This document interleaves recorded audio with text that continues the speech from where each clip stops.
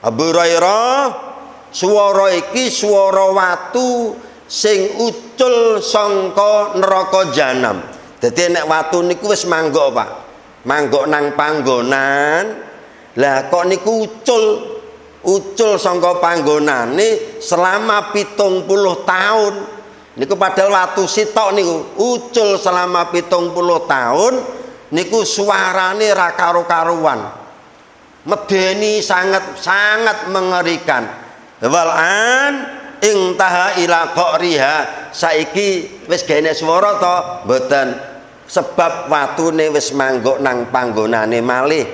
Watune wis manggok nang panggonane malih.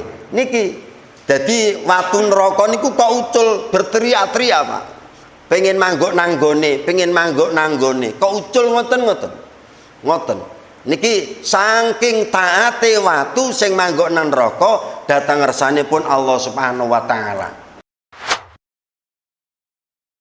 Assalamualaikum warahmatullahi wabarakatuh. Bismillah, alhamdulillah. Wassalatu wassalamu ala Rasulillah wa ala alihi wa ashabihi wa mawalah. La haula wa la quwata illa billah. Amma ba'd.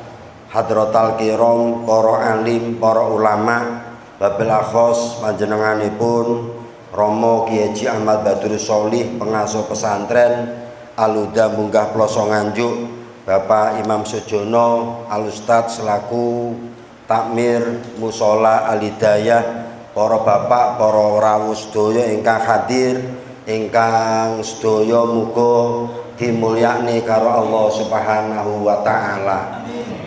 Sareng muji syukur datang Allah kanthi ucapan alhamdulillahi rabbil alamin. Kaping kalih sholawat salam kunjuk panjenenganipun Nabi kita Muhammad sallallahu alaihi wasallam. Kaping tiganipun monggo kita sareng niat taqarrub, niat marek datang ngersanipun Allah, netepi kewajiban sing boten saged kula panjenengan tinggal inggih punika ngaji. Muga-muga niat sing apik niki urip kula panjenengan estu pikantuk ridho lan pertolonganipun Allah Subhanahu wa taala. Lajengipun kita hadiah Fatihah sareng-sareng datang ibune Kang Din ingkang wadal menika mboten saged nyang amargi sakit. Muga-muga barokah Fatihah kula panjenengan ibune Kang Din enggal pinaringan tombo saras kados biasanipun. Sya'ulillahi lahal Fatihah. A'udzubillahi minasyaitonirrajim. Bismillahirrahmanirrahim.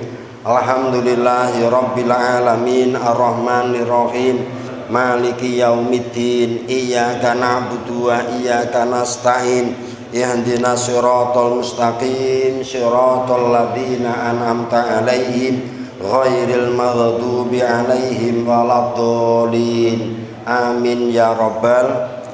Para bapak, para rawuh ingkang tansah kula hormati, alhamdulillah kita saged panggih malih wonten ing kegiatan malam Senin. Muga-muga kanthi pepanggihan ingkang bolak-balik menika dadiaken pepanggihan sing pepanggih nang donya panggih wonten ing surganipun Allah Subhanahu wa taala. Matur suwun donga-donga sing panjenengan aturaken dhateng kula, alhamdulillah kalau sehat datang Mekah Madinah, alhamdulillah sehat, kundur dina Minggu nika sehat, jelalah Rebu pun mulai sakit. Jadi Rebu kula pun mulai sakit padahal jadwal ngaji kula nggih wonten beberapa. Akhire awak niki pun mboten kiat kademen ngoten jadwale ngaji kula budal. Kula malih mikir ngeten, lah yo dungane wong-wong lah yo bener aku. Benere piye? Muga-muga nang Mekah Madinah sampai mulai sehat wal afiat gitu. Lah ternyata leres dungane nang Mekah Madinah sampai mulai sehat, tapi wis ka omah niku kliwatan gak di dongakne. Sehingga kula njelalah teng griya niku masyaallah mulai malam Rebu niku pun kademen. Pun kademen jadwal ngaji Rebu teng Rejoso kula budal. ngoten balik tilem malih jelalah diutus kaji kok ngaji malih mulai nggih tilem malih Allah ngantos niki wau nggih ngaji malih mulai nggih tilem malih alhamdulillah dalu niki kula saged panggih malih dhateng panjenengan artine awake dhewe niki senajan kaya apa keadaane nek saged memprioritaskan sesuatu sing penting insyaallah tansah pikantuk pertolongan karo Allah Subhanahu wa taala. Mulane mengkene ndongane kanca-kanca sing haji umroh ngeten. Anu nang Mekah sehat, nang Madinah sehat, mulai saterusé ya sehat ngoten sampai lah Rebu lah kula Rebu kademen. Kula ning kaji kon kajene kademen ngisi ngaji niku. Kali kaji Edi niku ya Allah ternyata kula tak empet ngoten mak mboten enak. Niki alhamdulillah pun mulai sekeco. Para bapak, para ibu ingkang tansah kula hormati, ketika kula panjenengan niki mboten doyan mangan. Kula mboten doyan mangan beberapa hari niku. Akhirnya kula buka Quran. Buka Quran niku datang Quran lah kok nerangne tentang panganan. Niki estu. Jadi ketika kula niku ada sesuatu sing mboten penak niku buka Quran. Ketika nang Quran niku kula waca ternyata Quran niku lah kok nerangne tentang panganan. Teng juz 3 dosa niku nang jenengan buka surat Abasa wa Tawalla niku enten ayat fal yang duril insanu ila ta'ami fal yang duril insanu ila ta'ami mongko becik manungsa ndelok panganane. Kula jenengan kongkon ndelok panganane awake dhewe. Sing didelok mboten sego pecele, mboten jangan teronge, mboten lawuhe, mboten. Tapi pangan kula panjenengan iki jenengan delok, jenengan angen-angen. Jenengan angen-angen sing ayat selanjutnya anna sababnal ma'a sabba summa saqaqnal arda saqqa fa'ambatsna fiha habbaw wa inabaw wa qadba wa zaituna wa nakhla wa hada'iqa ghulba wa fakihata wa abba mata'al lakum wa li'an'amikum. Ternyata ayat niku kula angen-angen Allahu Rabb kula gak doyan mangan lah kok enek ayat kongkon ndelok panganan. Sajane teng kaji kok nggih disugi maam kula, tapi mboten enak kula cuthik ngoten. Awak pun mboten kiyat. Akhire kula ngetok-ngetokne sehat ngoten. Padahal nggih pun mboten kiyat. Akhire kula mantuk langsung salat maghrib tilem ngoten. Niku kula buka Quran, kon ndelok panganane artine piye? Anna sababnal ma'a sabba sangka panganan iki lho Kang. Sangka panganan iki aku ki ngesokke banyu udan. Sing ngedukke banyu udan niki kula Allah. Di awake dhewe niki nek ndelok panganan aja mung ndelok panganan iki enak lan mboten Aja ndelok iki lawe apa tapi ndelok prosese panganan sing sampai dadi panganan sing kula panjenengan pangan. Sing pertama Allah ngedukne udan. Allah anna sababnal ma'a sabba. Udan ceblok terus Gusti Allah summa saqaqnal arda saqqa. Lalu bumi niku dipletekne karo Gusti Allah. Ngerti dipletekne nggih. Nek meletekne niku Gusti Allah nggih ukurane meletek. Cara ukurane kacang meletek nggih ukurane kacang meletek. Lha niku napa saged kula panjenengan pletekne bumi niku. Momon jenengan nandur kacang utawa nandur pari jenengan pletekne lha mboten saged. Niku sing meletakne Gusti Allah. Ketika Allah paring udan terus dipletakne karo Gusti Allah, maka fa'ambatsna fiha habbaw wa inabaw wa qadba. Maka tukulah wiji-wijian sing kula panjenengan tandur datang bumi, sangka njurone bumi niku tukul sing jenenge winih kacang ijone tukul, delene tukul, parine tukul, sembarang kalirane tukul. Niki sing kedah kula panjenengan angen-angen digawe meningkatkan keimanan ketakwaan kula panjenengan datang ngersane Gusti Allah. Aja ya mung nguruh parine tok. Ke pariku apik. Iki jagungku apik. Aja mung ngoten tok, proses sangka niku sedaya niki kula panjenengan kudu gawe pelajaran sing akhire kula panjenengan ngerti wobakno kabeh niki semata-mata keranten kersane Gusti Allah. Bapak Ibu. Tapi awake dhewe niki pun terus awake dhewe niki wong kabeh Gusti Allah, pun ngoten kabeh. Kudu enek prosese ngoten lho. Jamaah kula winginane ngeten. Ketika wonge rada sepuh, niku nek adus teng jeding niku 2 jam. Dadi lanang ngedok niku kula damel sak kamar sebab sepuh. Akhirnya nek adus niku sita-sitane mes setengah jam. Sak jam nang jeding. Dadi kancane arep pipis niku bingung. Arep BAB niku bingung. Akhirnya kula blithuki. Mbah Kaji, sampeyan nek adus aja suwi-suwi ya Mbah Kaji aku. Napa to Pak Yai? Engko nek sampean adus suwi-suwi tandone dhuwur wintek ngoten. Ya ora enek to tandon lah betul-betul ya. Kula blithuki nek tandon niku mengke entek, sing ngiseni ora enek kula ngoten. Sing ngiseni mboten wonten.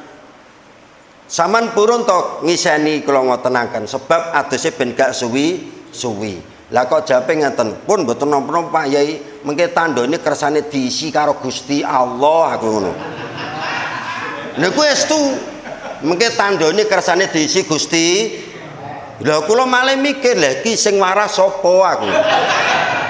Lho niku sing waras sapa? Niku Mbah Kaji Ibrahim Prambon mriku sekalian. Niku kula bingung mikir Allah nek kon jawab piye? Karep kuwi tak blithuki.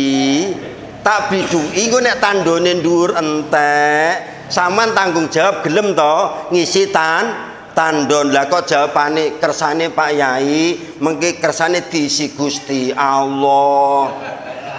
Kula malih mikir, pancen aku asale kan blithuki. Ganti dilehke karo wonge ben diiseni Gusti. Akhire kula istighfar sing kathah. Niki Bapak ingkang tansah kula hormati. Jadi peristiwa-peristiwa ngoten niku kathah sanget. Jadi wong niku kok duwe dhuwit, duwe sehat awak, tapi duwike gak barokah, sehate gak barokah, nang kono gak iso mlampah.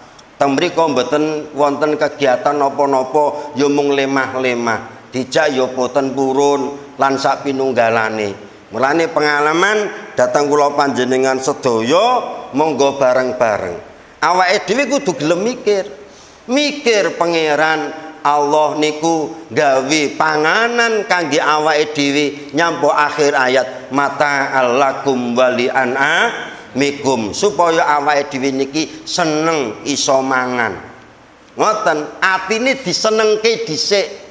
Mata alakum wali an'amikum supaya awakmu seneng, raja kayamu seneng sebab tanemane tukul wohe mbok pangan wite dipangan karo napa niku pangonan di napa niku ingon-ingonane kula panjenengan sedaya.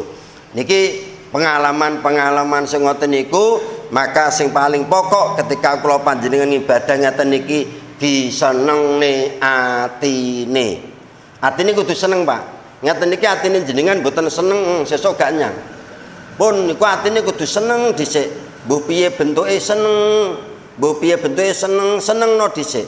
Ora enek sing iso nyenengke awake dhewe ketika kula panjenengan kersa nglumpuk wonten ing musala Alhidayah menika. Alhamdulillah tasih pikantuk ridho lan maunah sing ngersanipun Allah Subhanahu wa taala. Kita donga bareng-bareng muga-muga kanca-kanca sedaya malam Senin niki ndang budal umroh nggih. Amin ya rabbal. Syukur bagi gratis, Pak. Amin ya rabbal. Yakin nggih syukur bagi gratis. Lha sapa ngerti nek wong sugih mblegedu akhirnya terus ngeluk salah sijine jamaah ngamati panjenengan sing paling aktif sapa jelas dikei door prize. Wah dikei door prize sampean Pak Cip sok ben budal umroh ngono ya. Nah, amin ya rabbal. Lah jelas kancane Pak Cip gak terima aku ya melok to. Masa ya Pak Cip to, aku ya panitia ngoten ya. Nah, alhamdulillah pun kedik niki ngawali kangge ngaji. Lo di WA Mas Falek, Gus Falek ternyata halamannya sampun dugi halaman